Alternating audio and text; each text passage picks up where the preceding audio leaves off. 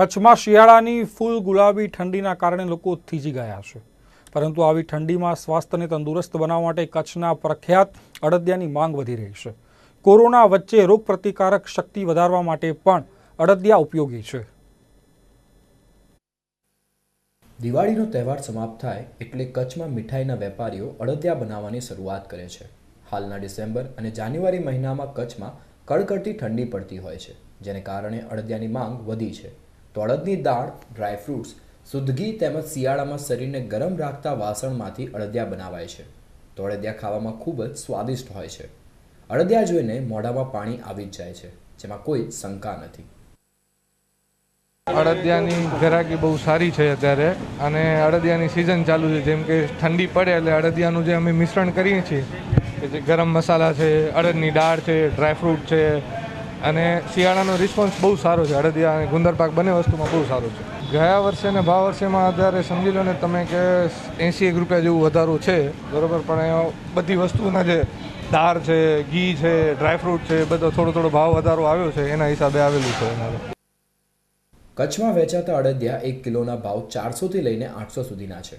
તો કોરોના મહામારીની વચ્ચે પણ અડદિયાની માંગ જળવાયેલી છે। ભુજ, અંજાર, આદિપુર, ગાંધીધામ, ભચાઉ, રાપર, માંડવી, મુંદ્રા, નખત્રાણા, નલિયા તથા દયાપરની બજારમાં આવેલી મીઠાઈઓની દુકાનમાં અડદિયા મળે છે, જે અડદિયા કચ્છ નહીં પરંતુ સમગ્ર ભારતમાં પહોંચે છે। વિદેશમાં વસતા કચ્છના લોકો પણ અચૂક અડદિયા મંગાવે છે, અને સામાજિક સંસ્થાઓ તથા જ્ઞાતિઓ મંડળો પણ અડદિયા બનાવીને વહેંચતા હોય છે।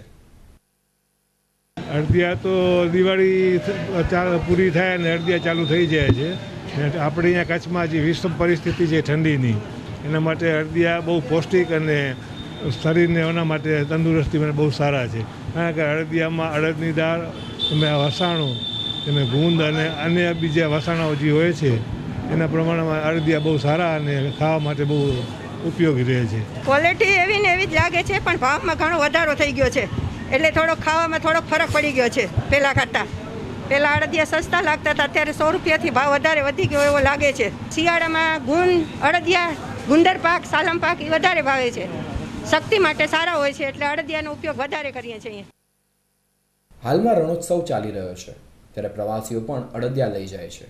તો અડદિયા બનાવવામાં અડદની દાળ, ઘી, ગુંદર, કાટલું, સૂંઠ, કાજુ તથા બદામ સહિતના આરોગ્યપ્રદ વસ્તુઓનો ઉપયોગ થાય છે, જે ખાતા જ શરીરમાં ગરમાવો આવે છે, અને ઠંડીમાં તો અચૂક અડદિયા ખાવા જોઈએ તેવું તબીબોનું પણ કહેવું છે।